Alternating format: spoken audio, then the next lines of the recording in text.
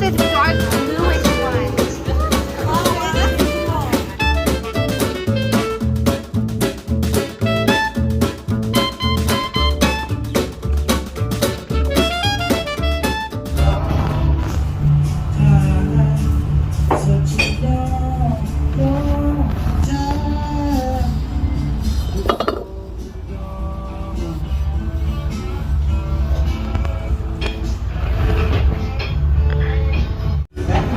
This is me, Kaitlyn. I'm painting a koala, and it's my favorite animal. So I'm painting on the back. Here's what the face looks like. So basically a koala is all gray over its body, and I'm just painting the single koala. So I chose the gray Tin Man, because that's what baby koalas are. It's a lighter gray than adult ones.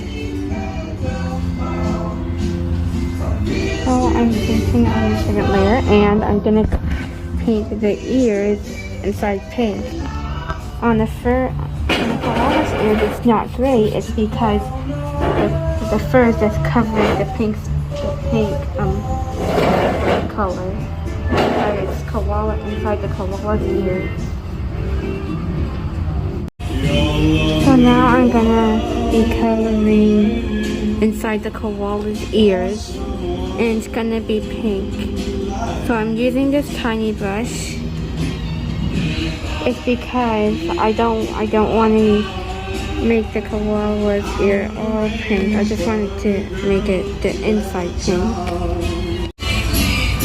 So as you can see, the koala's ears is inside of the ear is pink. It's because of the ear fur. It's so fluffy that you can't even see inside it. So yeah, I'm gonna do the other one.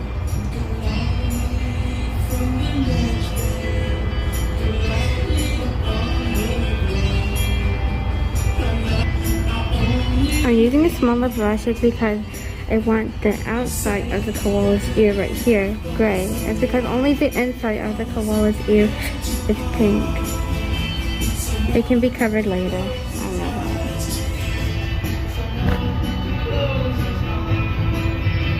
that. Okay, so now I'm painting the koala's belly since I already painted the ears.